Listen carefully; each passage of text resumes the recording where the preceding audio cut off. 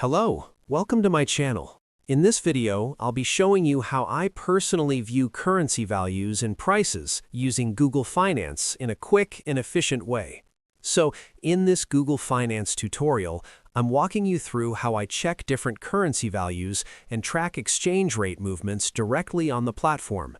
Once I open up Google Finance, I usually head over to the right-hand side where the Market Trends section is displayed, and from there, I select Currencies to explore more detailed information. On the Currencies page, I can see multiple regions, including local markets and global comparisons, which makes it easier for me to understand how different economies are performing relative to each other.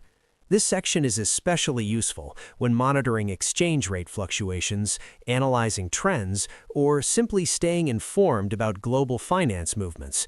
What I find really helpful is how clearly everything is presented. I can compare one currency against another and instantly see changes, movements, and relative strength. Whether I'm looking at major currencies or just exploring general market behavior, it gives me a reliable snapshot without needing complex tools or calculations. The interface is clean, responsive, and consistently updated with relevant data. So yeah, that's how I view different currency values and prices on Google Finance.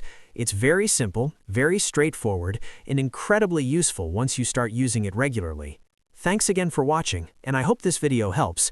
Don't forget to like, subscribe, and I'll see you in the next one.